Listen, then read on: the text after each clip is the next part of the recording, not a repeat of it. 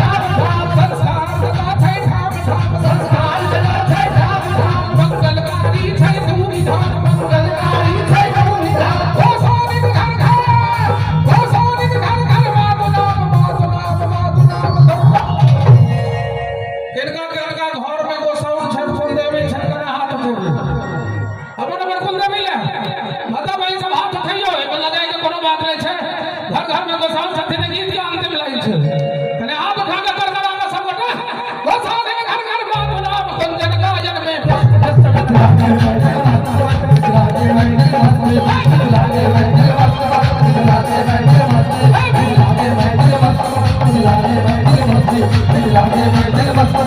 लागे